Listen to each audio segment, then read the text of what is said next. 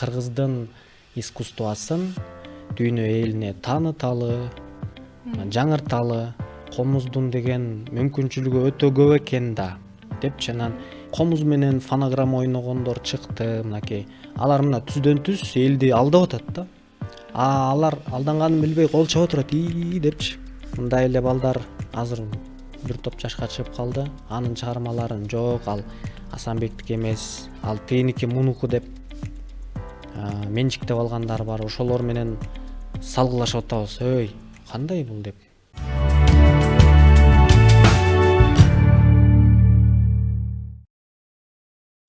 Саламатсыздарбы, Маданият жүзү программасынын көрүүчүлөрү. Бүгүнкү коногубуз акыркы учурда интернет желесинде комузду өзгөчө ойноп атактуу болуп жаткан ырчы, аткаруучу Адилхан Жантемир. Саламатсызбы? Ассаламу алейкум туугандар. Бул Адилхан Жантемир, музыкант, искусство тармагында чыгармачылык менен алектенип келаткан инсан деп коелу. Алгач эле сиз жөнүндө сурап өтөлү. Канчанчы жылы кайсыл аймакта төрөлгөнсүз? Мен түпкү тегим биринчиден Тепкеден болом. Тепкеден Жыргалаң курорттун жанындагы сонун Бейиштей болгон жерде 92-жылкы болом. Анан ошо айылдан келип азыркы учурда комуз деген аспапты чертип, искусство тармагында ар кандай чыгармаларды аткарып, элге кызмат кылып келатабыз. Сиздин бала чагыңыз жөнүндө сурайлы. Бала чагыңыз кандай өткөн? Кичинекей кезиңизде эле ушундай искусство тармагында эмгектенем деп кыялданган белеңиз? Бала чагыбыз ошо Тепке айылында өттү. Тепке деген ошо жана комуздун тепкесиндей болгон сонун жер. Ошол жакта бала чагыбыздан эле жана мектептеги конкурстарга катышып, музыка тармагында ошол убакта баштаганбыз. Шубинде дагы музыкалык багытта комузда окуганбыз. Менин ата-энем дагы музыканттар, алардын влияниясы менен, таасири менен дагы музыка багытына ошол убакта эле түшкөнбүз. Чоң атабыз дагы эмгек сирген артист Асанбек Жантемиров. Анын чыгармаларын да угуп жүрүп, айылда жүрүп, анан азыркы учурда ошол багытта уже калыптанып, искусство тармагында эмгек кылып атабыз.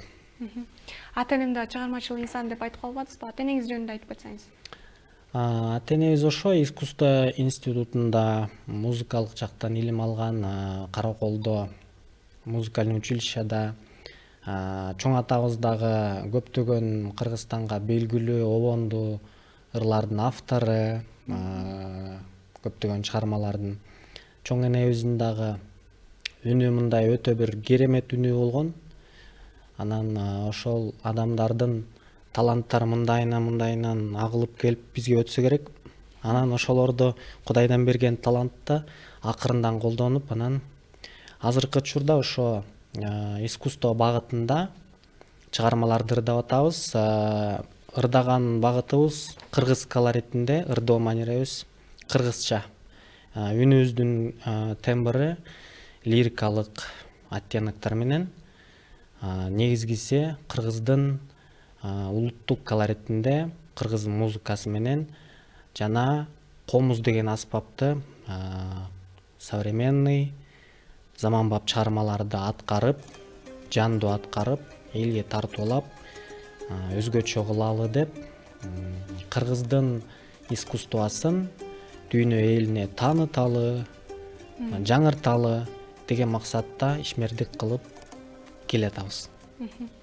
Биз көбүнчө гитараны же башка аспаптарды ушундай үн коштоочу аппарат менен чертип жүргөндөрүн көрөбүз. Ал эми комузду алгачкы болуп Кыргызстанда сиз аткарып жатат окшойсуз, Мен ушул комузду деген жанагындай башка элдин чыгармаларын аткаруу жөнүндө кандай өзгөчө аткарсак болот деп 2017-18 жылдары баштаганмын да, бир аз чертип көрүп. Анан кийин ошол кезде эл жакшы кабыл ала баштады дагы. Анан кийин ойлодук, демек комуздун деген мүмкүнчүлүгү өтө көп экен да депчи. Анан биз деген жанагы күүлөрдү чертебиз, аткарабыз ырларды, анан ошо менен эле токтолуп калган болбойт да деп анан Уитни Хьюстондун чыгармасын жана башка ошондой Friendships деген көп чыгармаларды аткарып, анан чет өлкөдөгү элдер дагы ошону угуп, анан Кыргызстанга келген туристтер дагы кыргыздын баалуулуктарын карайт да. Комузду карайт, мисалы беш бармакты, калпакты, боз үйдү, анан өзүнүн комузду угат дагы, биздин чыгарманы Феличитаны бул жакта өзүнүн комузу менен чертет турбайбы деп алар таң калып кетип атышат да. Анан комузду антип чертүү деген оңойго турбайт. Биринчиден комуздун үнүн бер жака алып чыгыш кадимки гитарада эмес да. Ошондуктан ага туура келген микрофонду тандаш керек, анын настройкасын туура настройка кылыш керек. Анан көп изденүүлөрдүн жыйынтыгында азыркы биз интернетке чыгарып коюп аткан видеолордо угулуп аткан үндөр, ошол убактагы, ошол учурдагы кандай сонун болуп көрүнүп аткан результат, бул ошо көптөгөн изденүүнүн жыйынтыгы десек болот. Мунун аркасынан биз комуз деген ушундай керемет аспап мына үйрөнгүлө деп атабыз. Анан искусстводо ошол өнүктүрүү менен жана жаштарга дагы бул кыргыздын байыркы аспабы, ушундай керемет аспап, муну сакташыбыз керек, дагы да өөрчүтүп өнүктүрүшүбүз керек деген максатта ушундай иштерди кылып атабыз деп айта алабыз. Сиз ошол комуз чертип интернет желесине тараткандан кийин чет өлкөлүк искусство адамдары байланышкан учурлар болдубу? Ооба да, көп байланышат да. Мага түздөн түз чыгышат. Анан муну кандай ушундай кылып үндү алып чыкса болот, кандай үйрөнсө болот, кантип чертсе болот депчи. Анан мен айтам, биринчи ошол чыгарманын оригиналын коюп туруп эле чертиш керек, тональностун табыш керек, музыканын тональности болот. Анан ошол аранжировкада жайгашкан ритмдерин табабыз. Үйрөнүп бүткөндөн кийин минусовкасын эле алабыз, жанагы ырчынын вокалын алып салабыз да, ар жактагы барабан, гитара, аккордтор ошону минусовка деп коет. Ошонун ордуна комузду чертебиз дагы. Болду, Энрике Иглесиастын ордуна комузду тап берет. Анан ошону мына көргүлө, көрдүңөрбү? Комуз менен ушундай кылсак болот деп. Анан бүгүнкү күндө жакшы, эми элибиз жакшы кабыл алып, ошондой ар кандай ачылыштарда, фуршеттерде, көп жерлерде ошо кыргыздын аспабын угалы, сенин черткениңди, заманбап чыгармаларды угалы деп чакырып атышат. Анан комуздун популярдуулугу бүгүнкү күндө көтөрүлүп келатат, байкап атабыз. Көтөрүлгөн сайын комуз менен фонограмма черткендер дагы жок эмес. Ал деген сөз, комузду барып студиядан үнүн жазып, звукорежиссер анын үнүн баарын түздөп берет дагы, ошону коет дагы, анан мынтип чертимиш болуп элди алдап аткандар бар. Жанагы минусовканы коюп туруп живой аткаруу учурунда жана студиядагыдай эффект болбойт эгерде өтө күчтүү звукорежиссер үндү настройка кылмайынча, өтө сапаттуу фирменный микрофон тагылмайынча ойдогудай үндү чыгарып бере албайт эч бир жерде. Ал үчүн ошончо специалисттер, күчтүү адамдар иштеш керек. Ошондон жакшы жыйынтык болот. Жана биз динамичный микрофон мындай колго кармап бияка койгон менен ошо менен черткенде андай эч убакта жанагындай интернетке чыгарып аткан видеодогудай үндү бербейт. Ошондуктан комуз менен фонограмма ойногондор чыкты, мынакей. Алар мына түздөн түз элди алдап атат да. Алар алданганын билбей кол чаба турат депчи. Биз тиги фонограмма, ырдаган фонограмманы токтото албай атсак, кылгыяк менен баштады, комуз менен баштады, чопочор менен деле фонограмма кылса. Фонограмма нейин студиядан жазып коет дагы, анан тияка коюп коет. Анан мынтип жөн эле зоопарктагы маймылдардай эле минтип коет, бирок үнү уже тиякта жазылган. Ал эми фонограмма ал өзүнчө кеп, ал түздөн түз каратып коюп сени алдап атат да. Анан ошого анан кол чаба турат, молодец, молодец деп. Ушуну тезинен токтотпосок, фонограмма бул кыргыз искусствосунда адамдардын талантын мындайча айтканда артка кетирип атат. Баягы өзүнүн табында турат да. Мисалы 5 жолу фонограмма ырдагандан кийин 6-чы жолу ырдагысы келбейт уже живой. И живой аткарган учуру дагы баягы кулакка жагымсыз угулат, анткени уже көнүп калган да. Ушуну тезинен токтотпосок биздин музыканын азыркы ахвалы кооптуу. Фонограмманын аркасында канчалаган жанагындай калп эле музыкант болмуш адамдар чыныгы таланттууларды ошолорго зыянын тийгизип коюп жатат. Жана комуз боюнча айтып кеттиңиз, туристтер дагы ошо биздин комузга, башка нерселерибизге кызыгат депчи, туристтер кандай кабыл алып жатат? Туристтер мынакей Кудайга шүгүр күнүгө бизди жанагындай иш-чараларда көрүп атышат. Өзлөрүнүн жана видеолоруна тартып, өзлөрү кошо сүрөткө тартып, сурап аябай, өзлөрү кармап чертип көрүп, анан аябай кызыгышат да. Кантип эле тиги Рики Повердин чыгармасын комуздан чертип атасың, мынтип таң калат да. Анан мынтип көрсөтөсүң, мындай депчи. Анан аларга аябай жагат да. Что кыргыздын аспабында өзүнүн чыгармасын ойноп атса. Анан биз үчүн да кандай сыймык да бул. Өзүбүздүн аспапта, мисалы, андан башка аспаптарды өнүктүрүш керек. Мына жетиген деген бар. Анда да ошолорду ойнош керек. Анан комуз менен ошо Кудайга шүгүр бүгүнкү күндө колдон келишинче эми элге жакшы эмоция бергенге аракет кылабыз. Анан анын аркасында элибиз жакшы маанай алып турса эле бизге дагы өзүбүздү бактылуу сезип калабыз дегендей. Дүйнөлүк атактуу чыгармаларды кантип комузга ылайыкташтырдыңар? Нотасы түшүш керек да, же музыканттар менен атайын иштедиңерби? Мындай болот. Дүйнөлүк чыгарманы, бир чыгарманы, мисалы, жанагы Титаник деген кинодогу атактуу чыгарманы алалы. Ал мындай болот да. Ошо чыгарманы коебуз. Коюп туруп, анан комуз менен чертип баштайбыз, ээрчип. Издеш керек да, кайсы тональностьта турат. Анан тапкандан кийин мелодиянын темасы бар да, кадимки мелодия. Ошо мелодияны комуз менен ойноп чыгабыз. Ойноп чыккандан кийин анан жана вступление дегендер бар, пауза дегендер бар. Ошонун баарын тактап чыгабыз. Кайсы жерден токтош керек, кайсы жерден кириш керек, ошонун баарын тактап бүткөндөн кийин Уитни Хьюстондун үнү жок эле, берки инструменттердин үнүн коебуз да, анан чертебиз. Болду, оңой эле. Бирок мен үчүн оңой болгону менен мен канча музыканттарга айтам да, ушундай кылып чертсең, анан болот, анан чыгат деп айтабыз да. Анан бир топ эле музыканттар ошону черткенден эмнегедир бир чети жанагы текеберденет да. Жок, мен тиги миң кыялды эле чертем да, мен деген тиги насыйкатты гана чертишим керек. Акбакайды эле чертем да, мен тигини чертпейм да деп чиренип тура берет да. Бирок ошентип жүрүшөт бир канча музыканттар. Анан дагы бир музыканттар бар, чындыгында черте албайт. Анан дагы бир музыканттар бар, убактысы жетпейт, мүмкүнчүлүгү болсо дагы. Дагы бир музыканттар бар, алар уялат да ошону черткенден. Эмнеге, кандайча эле мен Машботой чертип жүрүп анан тиги Friendships'ты кандай чертип калам деп уялат да. Бирок бул өзү креативдүүлүк. Бул деген музыка тармагында жаңылык жасай билишибиз керек деп ойлойм. Сиздин Этнофон деген долбоордо иштейм дегениңиз бар. Ошол долбоор тууралуу айтып кеттиңиз. Аякта канча киши иштейт, кайсыл нерсенин үстүндө иштейсиздер?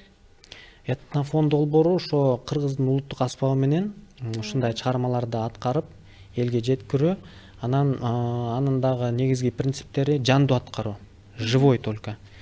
Жанагы эмне деп айтып аттык эле, өжөрлүк менен фонограммадан баш тартып атабыз депчи, тиги телеканалдарга чакырат, чертип берип койбойсуң деп, анан барабыз, анан фонограмма барбы дейт. Кандай фонограмма, мен живой аткарам десем, черт дейт. Анан мен айтам, жок дегенде дилей кошуп кой, эффект кошуп кой жана деп раз дегенде эффекттер болот го.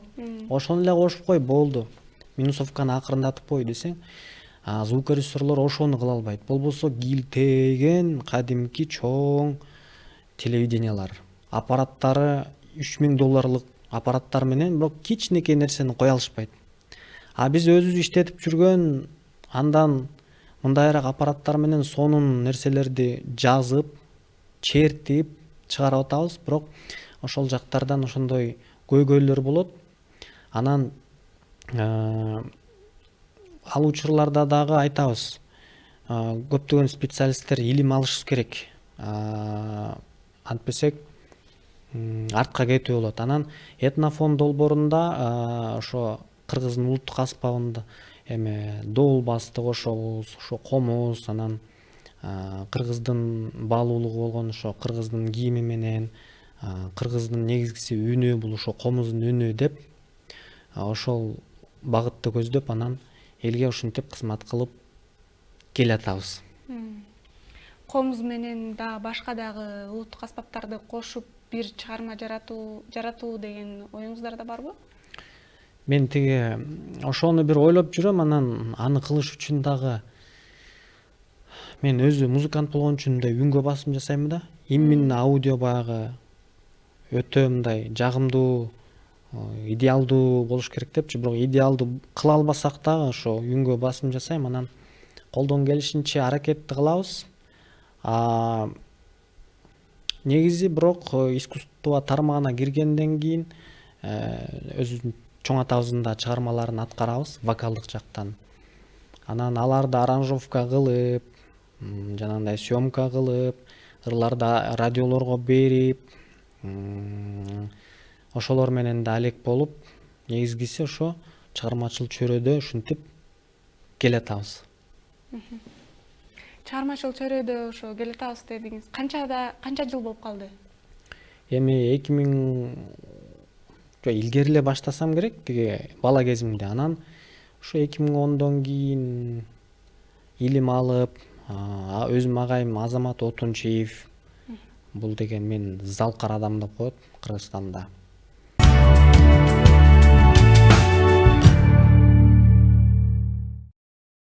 Комуз боюнча күүлөр мурда жакшы күүлөр чыккан, жанагындай Машботой сыяктуучу. Азыр ошондой күүлөр чыгып жатабы? Азыр андай күүлөр чыккан күндө деле баягы бул Машботой деген элге аябай мындайча айтканда өтө популярдуу, бул бренд болуп кеткен да. Машботой деп өзү элечи, же болбосо Акбакай депчи. Бул атактуу болуп кеткен да. Анан азыркы учурда андай күү чыкса деле аны бир 5 адам билиши мүмкүн, бирок жалпы эл билбеген үчүн анын күүсү анын тең келе албай калат да. Бирок баягы жазылышы, чертилиш жактан кандай күчтүү чыгарма болсо дагы эл билбегендиги үчүн, бирок андай чыгармалар бар. Бүгүнкү күндө таланттуу музыканттар бар. Бирок ошол нерсени баягы комуздунчу жөн эле чертип коюп эмес, жанагы сөзсүз түрдө аранжировка менен кылыш керек. Ошондон анан элге жетет. Азыр дүйнөдө музыка индустриясы аябай өнүкпөдү. Эгерде жөн эле вокалын ырдап койсоң, ал эч нерсе болуп калбайт, ал жөн эле вокалын. Аны обязательно сөзсүз аранжировка жаздырып, студиядан жазып, оформление кылып жазсаң, анан бир продукт болуп чыгат да. Ошонан эл кабыл алат, бул чыгарма турбайбы деп. Вот. Ошондой анча-мынча көзгө көрүнбөгөн мыйзамдар азыркы учурда бар.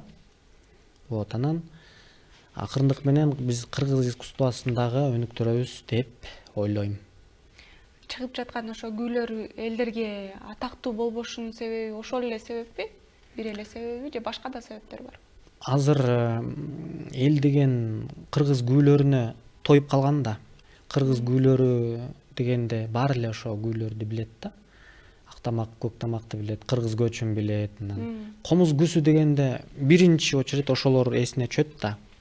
Анан жаңы күү чыкса деле аны угайын деген кызыгуу жок эч кимде. Уккусу деле келбейт. Сөзсүз элге кызыктыруучу бир нерсе менен чыгарбаса, эл аны кабыл албайт да.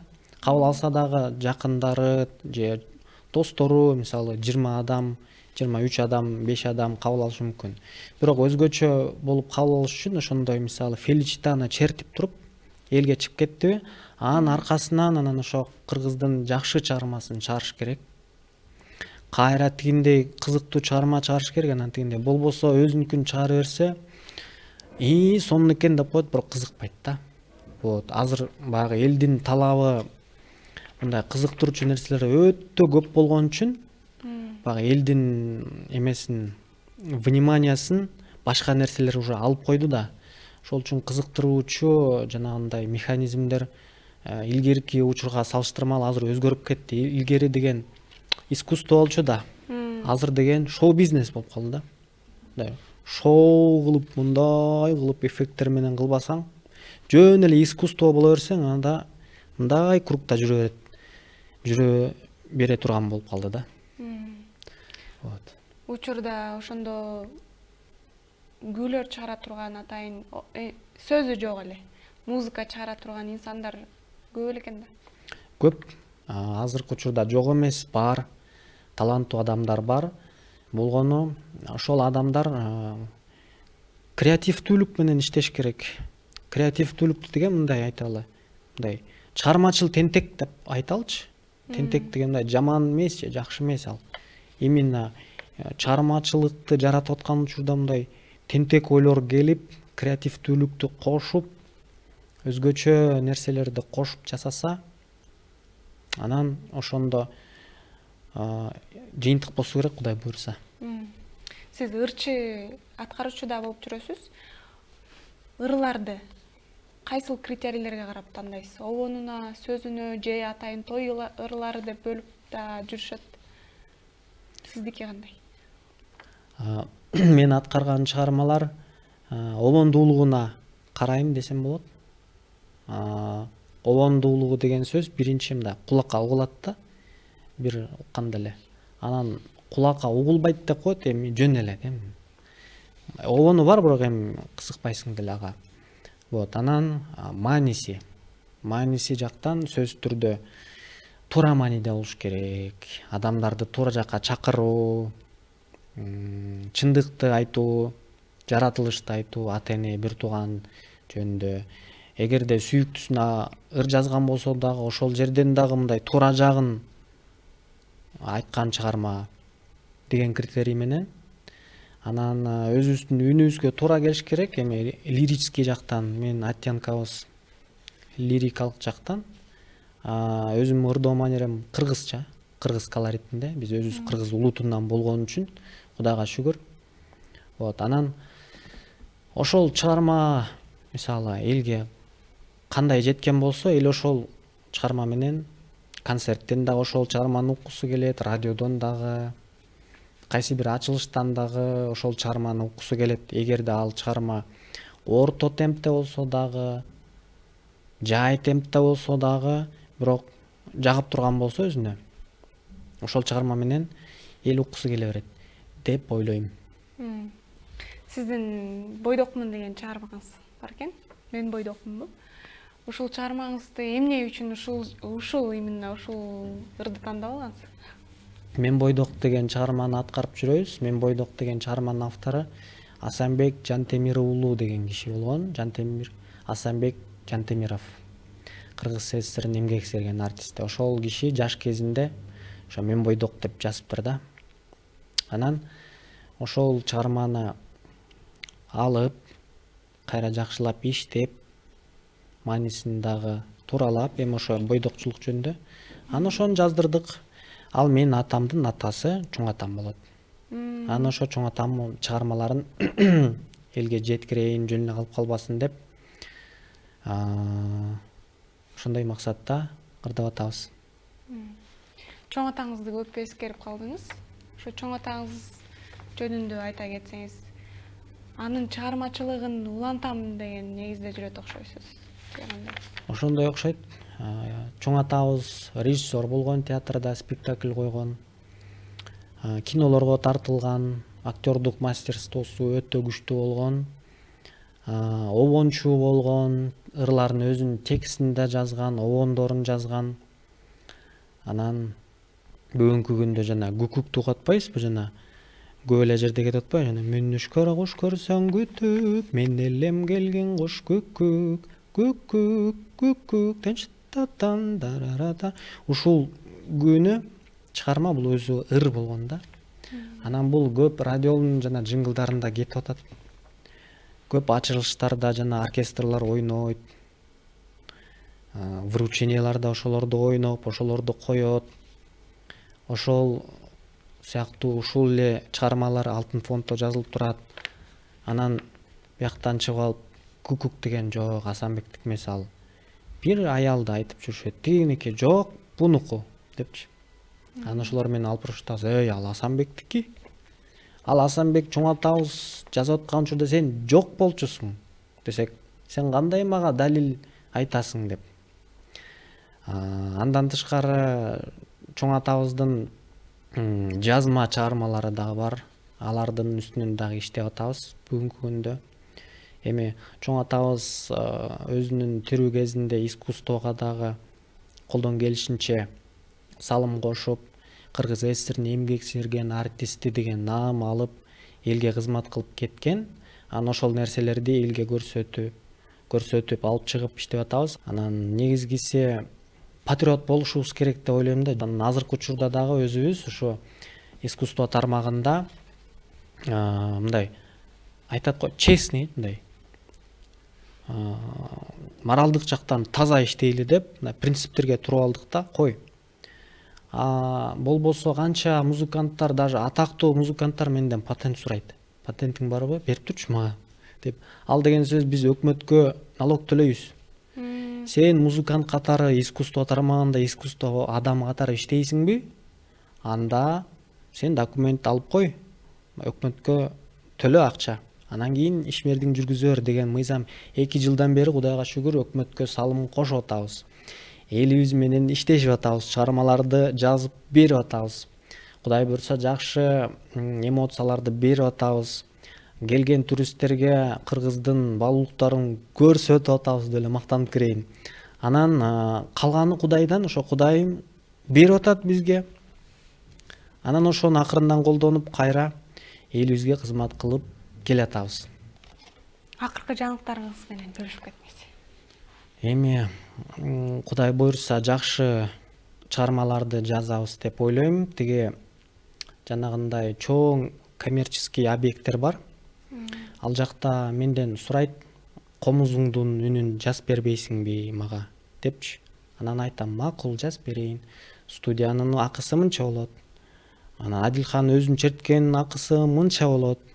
Аны өзүңө койдум деп. Анан чет өлкөдөн көбүнчө биздин мекендештер сурашат. Анан азыр Кудай буйрса ошонун үстүнөн иштеп, чыгармаларды жазайын деп. Ошо бул жерде негизгиси кыргыздын аспабы комуз болот атпайбы? Мына комуздун үнү деген эле кандай чувствует деп. Анан ошону башка өлкөдө жаңырып турса кандай сыймык, кандай гана сыймыктануу, ошонун үстүнөн иштеп атабыз. Сиздин оюңузча искусство адамы өзгөчө кийинип, өзгөчө болуп туруш керекпи? Сөзсүз түрдө искусство адамы туура кийиниш керек. Жарашыктуу кийиниш керек, тыкан жана жанагындай туура эмес, таасирди бербей турган кийимдерди кийбеш керек. Анткени биздин элибиз карап турбайбы? Болбосо биздин дегенчи соонун эжелери бар да.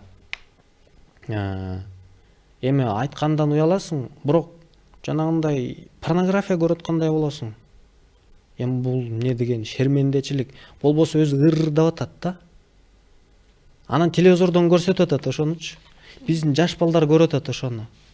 Биздин улуттук кийимибиз мисалы мындай сонунго, мындай жарашыктуу, биздин мырзалар мына жигиттер эмне себептен тиги жыртык шым кийип алат, кроссовканы эмне кийинип алат, кроссовка менен билебиз, тренировкага чуркайбыз. Жок, ал сахнага чыгып алган. Жөнөкөй эле эрежелер, ошолорду сактап, сонун кылып эле ырдай берсек кандай сонун. Эл дагы ошону негатив эмес, позитив кабыл албайбы? Жалпысынан болбосо да 90% биздин ырчылар жалаң туура ырларды ырдап, тарбиялык ырларды ырдап, бардыгы стилдүү кийинип тим эле сонун болуп кетет деген чоң ишеничим бар. Вот. Бизге берилген убакыт келип калыптыр. Сизге студиябызга келип бергениңизге, убактыңызды бөлүп келгениңизге чоң рахмат. Сизге чыгармачылык ийгиликтерди каалайбыз. Азия ТВ телеканалына ийгиликтерди каалайм. Азия ТВ телеканалынан жакшы маалыматты алып жүрө бериңиздер. Силер менен болгон Адилхан Жантемиров. Эмке чейин ассаламу алейкум. Урматтуу көрүүчүлөр, бүгүнкү коногубуз аткаруучу ырчы комузду өзгөчө черткен Адилхан Жантемир болду. Ай мен сиздер менен кийинки эфирлерден көрүшкөнчө саламатта туруңуздар.